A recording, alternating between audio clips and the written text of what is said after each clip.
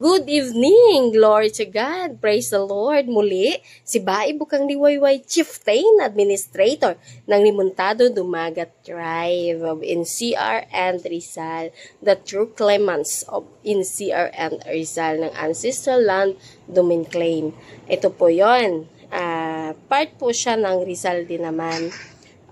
Ito po ay mga katribuhan po namin sa Angono, Rizal ng Barangay Mahabang Parang.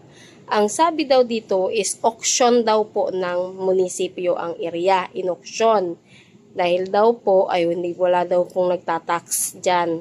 Kaya in-auction daw ng munisipyo. Kaya dinidemolish na nilang mga tao. So, saan bang batas yan na pagka-auction ng munisipyo dahil sila daw ay may karapatan mag-auction niyan, ewan ko kung sino nagbenta sa kanila at nagbenta niyan, bakit na auction.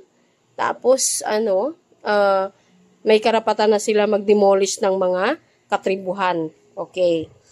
Ang sabi nila dito ay self-demolish. At saka ng time na yan is COVID time. 2022 pa yan. So, COVID time yan. Pero, sinira na nila mga bahay ng aking mga katribuhan. Ito po yon.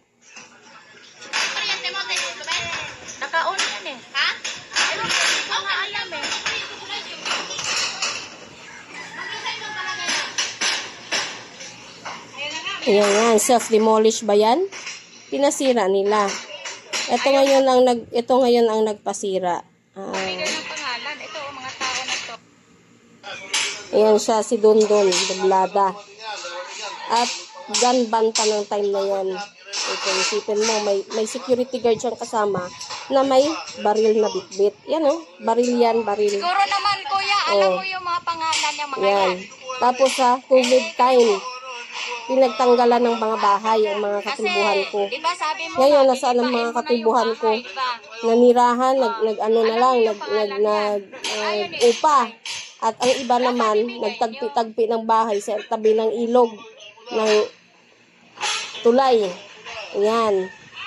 Pasensya na kayo, medyo nagagalit ako eh. Etong Dondon na ito, tao ito ni Kapitan. Kasi ka-eagle nila to eh. Si Mayor Calderon, eagle niya rin yan. So, grupo-grupo pala ito para gumawa ng ganito. Kasi si Nilo Tamoria, si Soda III ng DNR Penro, ay nagkaroon ng memorandum of agreement kasama si Cladwaldo na administrator ng Angono, Rizal ng munisipyo. At saka si Mayor. Ngayon, ang sabi ay lagyan daw ng legality ang dokumento ang kalupaan sa Angono, Rizal para sa kakabuti ng lahat. Sana yun po ang ginawa ninyo kung ano po yung agreement ninyo. Hindi para sirain at mga bahay at tanggalin ang karapatan ng aking mga katribuhan. So, na-file ko na po ito, na-i-complain ko na to sa RTC. So, 4 months na until now. Ang sagot lang sa amin, may resolution na. Pero, hinawakan pa daw ng pinakataas na piskal. Hindi daw pwede nila sabihin kung sino. At antayin na lang daw po na ipapadala po daw sa akin. Kasi hindi na daw po dadaan sa kanila. So, saan pala ito dadaan? Hani? Napaka-unfair sa pamumuhay po ng tribo ang ginagawa po nila niyan. Na-complain na po namin yan. Lahat-lahat. Andyan din sa ARTA, sa DILG. Wala pong aksyon. Dahil po, ang sinabi dito, si Carlos P. Buasin din ang nagbigay ng pahintulot sa kanila na gawin iyan. So, may pirma naman.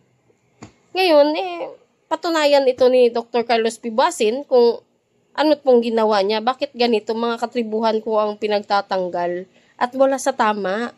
Walang court order.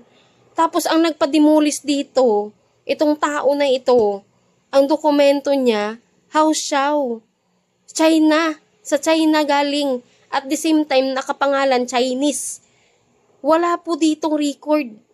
Nandyan po yan, kasama po yan sa complaint na sinabmit ko sa RTC, pero until now, ang RTC wala pa rin. Ang sagot lang, may resolusyon na sa piskalya na, sa pinakataas ng piskalya, hinold lang. Mag-antay na lang daw kami. At hindi na daw dadaan doon, ipadala na lang sa akin. So, kailan? Kailan nila ipadala yon? Kailan ko matanggap yon? Ano yon? Ano yung resolusyon na yon? Bakit kailangan ganituhin kami? Ha? Nasa section 2 at 29 eh. Kayo na sa